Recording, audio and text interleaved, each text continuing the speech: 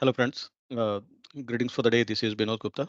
So, next we'll talk about how data processing is done. So, this I'll talk about this data, this two-dimensional graph. Onto the x-axis, we're showing the business value, and onto the starting origin is the data, which has got a little significance. We just do reporting. When we make an enhancement through MIS, it gives and add up, it gives a business intelligence, like dashboard is something what we see is a quick glance. Similarly, again we again enhance this data using data visualization and data analysis techniques. Then using the historic record, we can do kind of statistical modeling, like based on the previous record, what is the next, we can anticipate or we can forecast the behavior of a system or a model. Similarly, using this predictive analysis, if we can feed this to ML model, machine learning model, and then leave it to learn and then deploy it during and with a test data or a, real-time data, it can help you do again forecasting, or it can derive you the result. And this model, machine learning model, as you can see, the data is being enhanced. And to the next level, when we take it, if the model is learned, it know how to enhance itself. Once it know how to take a decision based upon this machine learning outcome, it is called artificial intelligence, like we deploy this with chatbot and robots. So, having spoken about the AI and ML in voice and how the data is enhanced in terms of richness and passes from raw data to ML and then AI, let's talk about confusion matrix. So confusion matrix is a very simple matrix.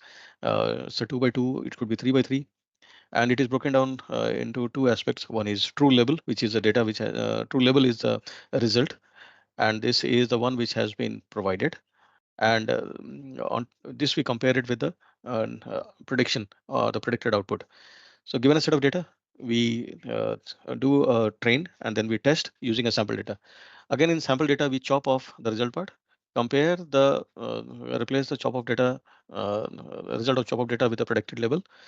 Once predicted label is generated, do a comparison between this true level and predicted level and break down.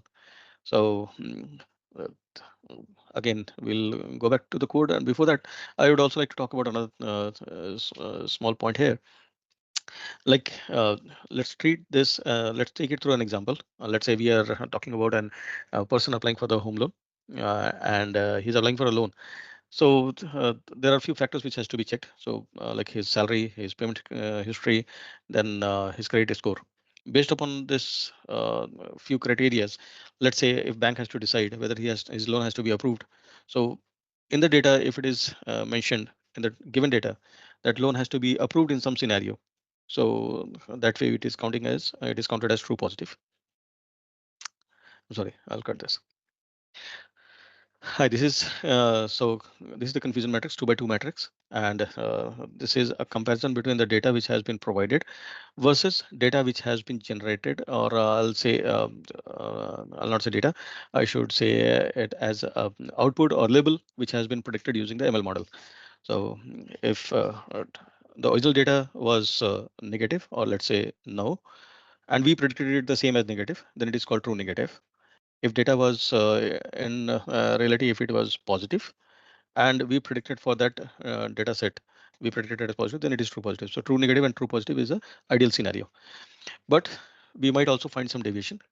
Sometimes we'll find that if the data was actually supposed to be negative, but we predicted if the level was supposed to be negative, but we predicted our ML system predicted it as a positive, then it is called false positive. Similarly, when the data when the label was supposed to be positive, in reality it was actually positive, but our ML model predicted is negative, so it will be called as false negative. So this is a very good example to explain. Now let me jump onto Collab.